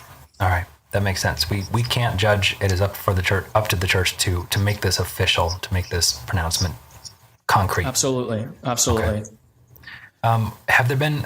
We've talked about some other theologians who have disagreed with what St. Robert Bellarmine has said. Could we go through some of those just for a minute? Absolutely. So I did mention some of them by name already, but it's good to quote some of the most relevant passages from them. And we'll see that, in fact, they're just following the same position, the same mentality of St. Thomas Aquinas himself. So we have John of St. Thomas, who writes on this topic in his disputation on the authority of the Supreme Pontiff. And he says, responding to Bellarmine, he says, we respond to Bellarmine's reasoning in this way. So St. Robert Bellarmine said a manifest heretic is outside the church. If you're outside the church, you can't have jurisdiction. You can't have authority. You lose it automatically. And he responds, one who is not a Christian, both in himself, that is by, having committed the sin of heresy, and in relation to us, cannot be pope. However, if he is not a Christian in himself, because he has lost the faith, but in relation to us, he has not yet been juridically declared as an infidel or heretic, no matter how manifestly he be such according to private judgment, he is still a member of the church as far as we are concerned, and consequently he is its head.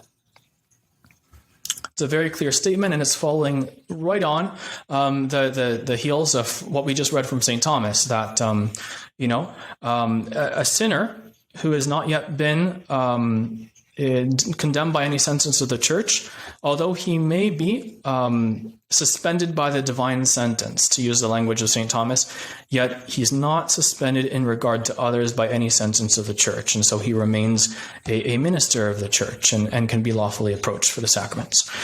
Then the other authority that I want to quote from is Father Paul Layman, who wrote a very important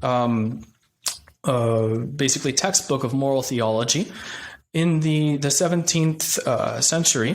So this would have been around the same time. He was contemporary with St. Robert Bellarmine and John of St. Thomas. And his textbook was used, his textbook of moral theology was used in many seminaries for the formation of the clergy.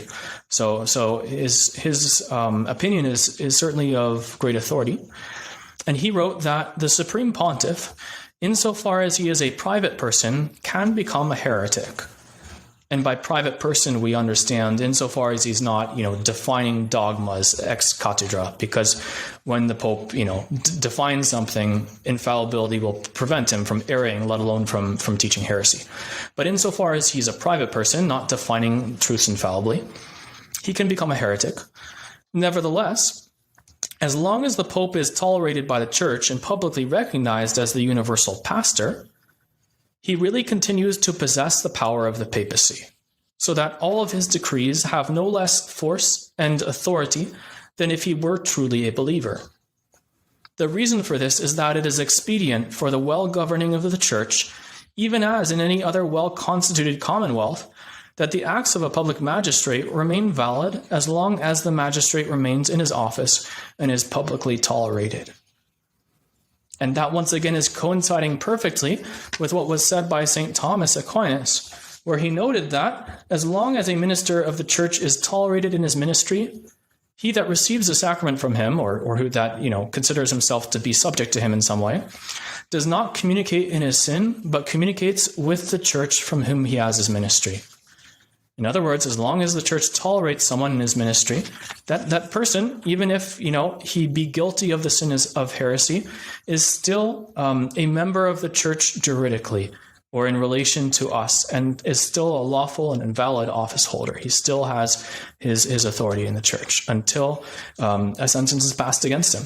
And in the case of the Pope, if a sentence is impossible, then that means simply that he remains always canonically an occult heretic and cannot lose his office for his publicly heretical statements, provided that he continues to profess to be Catholic and to, believe, let's say in theory, to believe what the church teaches.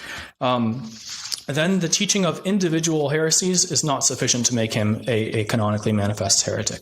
He has to leave the church of his own authority, of his own accord. He has to abandon the church of his own will. And for as long as he does not and continues to claim to be, the Pope and the teacher of the Catholic faith, then his heresy is not canonically manifest.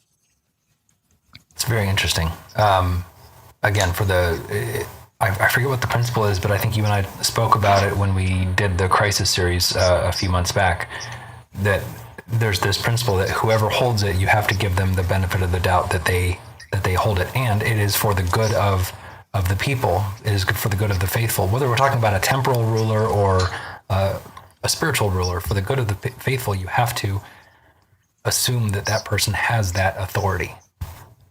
Precisely, and let's put it though from the perspective of our Lord Jesus Christ, who is establishing the church. Would our Lord want to establish the church in such a way that we could be deceived in this very damaging manner? If, for example, if we are simply doing what we ought to do and giving the superior the benefit of the doubt, continuing to recognize him, and in fact, the church is constituted in such a way that the man has ipso facto lost his authority. The result is that the rest of the church is led innocently into a grave error, into recognizing a man as pope or in other cases as the diocesan bishop or whatever, when in fact he's not. And this is precisely what is so disturbing about the Sedevacantists thesis, especially as it's applied in our day, is that these Sedevacantists are claiming that the whole church, practically speaking, the whole church is recognizing a man as her head, who is not, in fact, her head. And, if you're going to quote authorities such as St. Alphonsus de Liguori in favor of this thesis of ipso facto loss of office, because St. Alphonsus also teaches the same thing, you can't ignore the other quotations taken from the same people regarding the validity of this universal and peaceful acceptance of a pope. It is St. Alphonsus de Liguori, as well as Cardinal Bio, who's a close follower of St. Robert Bellarmine. St. Alphonsus de Liguori teaches that when the whole church peacefully adheres to a man as pope, that is an infallible sign of the validity of his election, of the fact that he truly is pope. Because God could not permit the whole church to adhere to an anti-pope, an impostor. So that is a clear teaching of St. Alphonsus, Cardinal Bio, and other theologians, which is either ignored or denied by Sedevacantists. So I guess to wrap up this section, Father, how are we to see St. Robert Bellarmine after all of this? Great question. Well, first of all, our thesis in practice doesn't depart too much from his own. If you interpret the term manifest heretic in a strict sense. And so I'm going to quote Cardinal Bio, who I said is a close follower of St. Robert Bellarmine and follows him in his opinion on the topic of a heretical pope. And we're going to see that if we take the term manifest heretic or occult heretic in the proper sense, then in fact, there's not a great divergence in these opinions when they are applied in practice. So Cardinal Bio says, those also are occult heretics who do indeed manifest their heresy by external signs, but not by a public profession. You will easily understand that many men of our times fall into the latter category.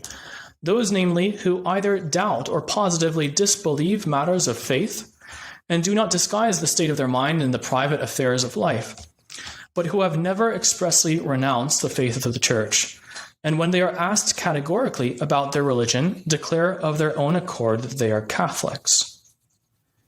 In other words, you could adopt the position of St. Robert Bellarmine, but as long as you understand the concept of a manifest heretic in a very restricted way, the person basically has to no longer identify as Catholic, no longer claim to be Catholic, then in fact we're in agreement.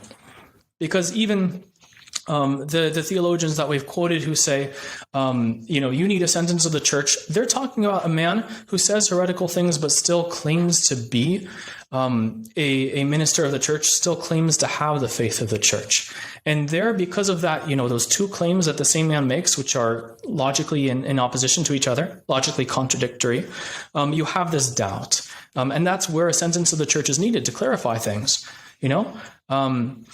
But when a man makes no longer any pretension to be Catholic, no longer identifies as Catholic, expressly renounces the faith of the Church, then fine.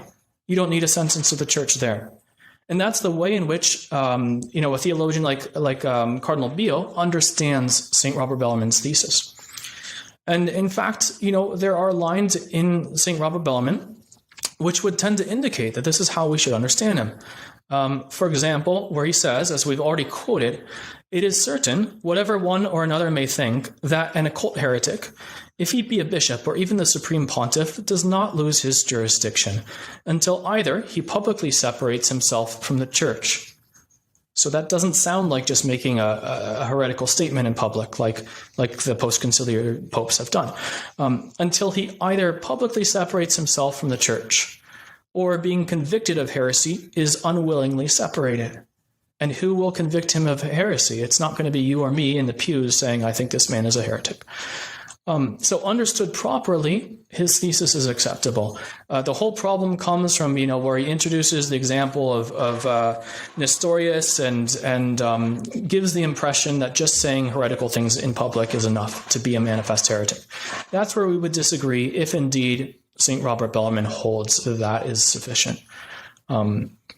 So really, I think we are in agreement with St. Robert Bellarmine as regards the more important things, as regards his more fundamental theses. And specifically, it was very dear to St. Robert Bellarmine's heart to defend the visible Church, to defend the idea that the Church is hierarchical. And never would he take this thesis of his to the point of concluding that a whole series of popes for 63 years have been anti-popes and that the Church's hierarchy has disappeared. Never would he agree with that.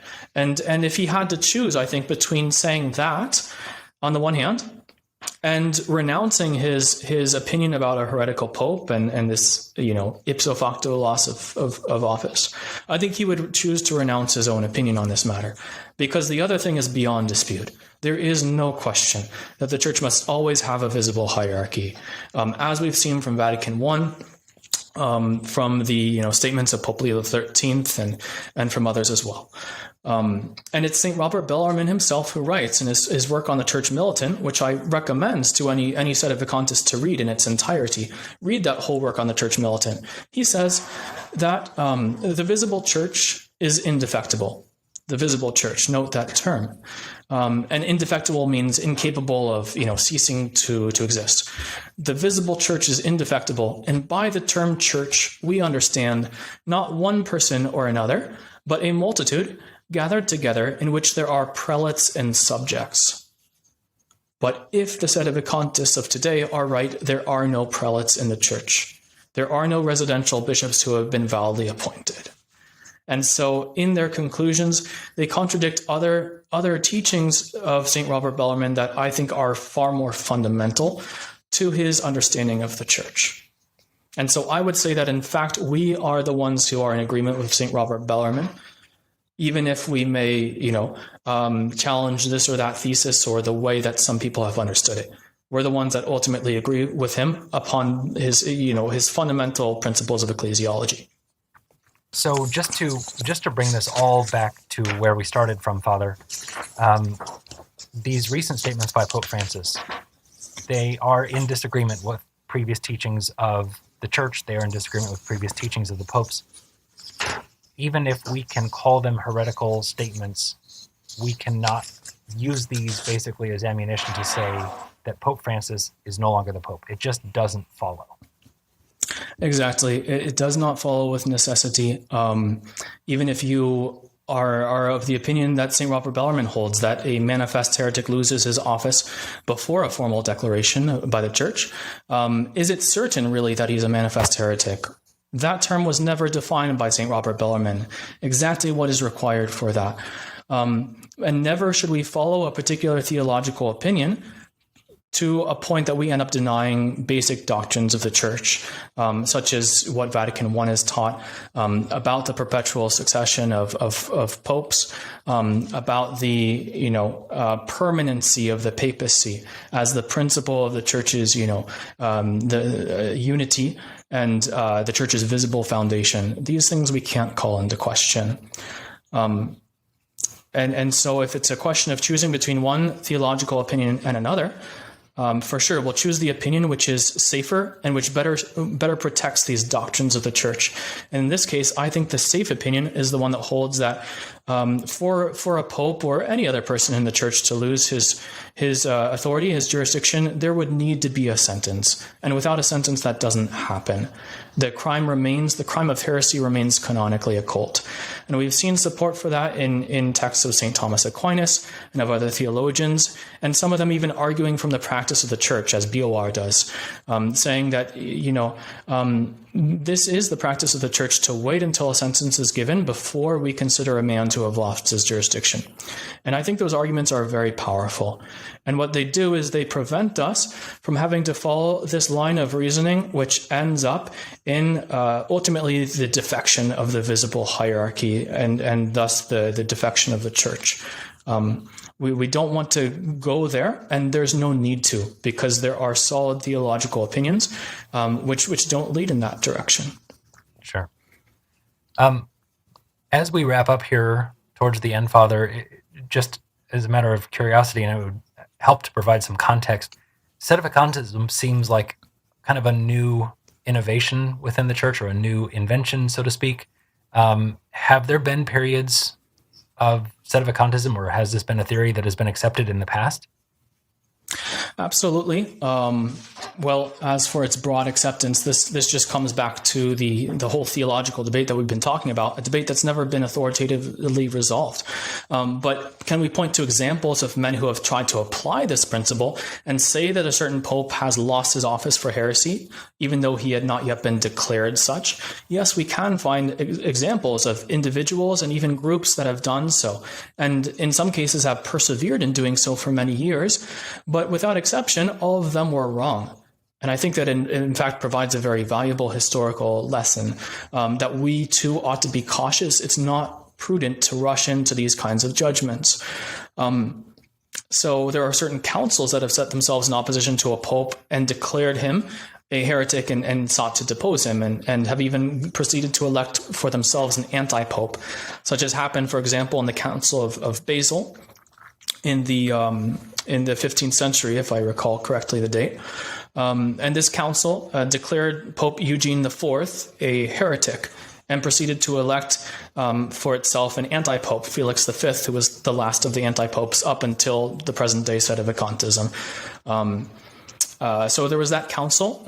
Even much, much earlier in church history, there's the Second Council of Constantinople, which, under the guidance of the Eastern Emperor Justinian, declared Pope Vigilius to be a heretic and outside the church.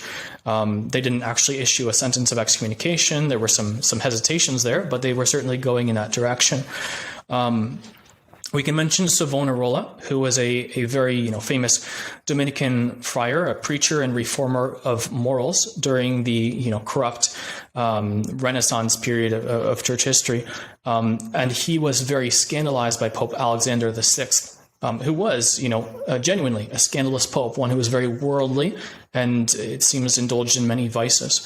And Savonarola was so opposed to the Pope that he declared that he was a heretic, and for a long time he said the church has been without a pastor, because I tell you, he said in a circular letter to all the princes of Italy and other localities, I believe, he said, I'm ready to give testimony in a council to the fact that this man is not a believer. He's a heretic. In fact, he doesn't even believe in the existence of God. And so he was of the opinion that Alexander VI had lost the papacy for heresy. And other theologians have, pointed back to this time in history and said, look, whatever proofs Savonarola thought he may have had, he should not have opposed the consensus of the church, which universally was recognizing this man as pope. That alone should have stopped him, the universal recognition that the rest of the church was giving to Alexander VI. So these are some, isolated examples. I think, though, perhaps the most telling example from history is that of the Fraticelli, who were kind of, let's say, the strict observance of the order of St. Francis of Assisi. They wanted to stick to the original rule of St. Francis of Assisi no matter what, even though, the popes had granted certain mitigations. And so there was a certain monk, Angelo, who wanted to kind of found a reformed group of Franciscans who would adhere to the original rule of St. Francis in all of its original rigor.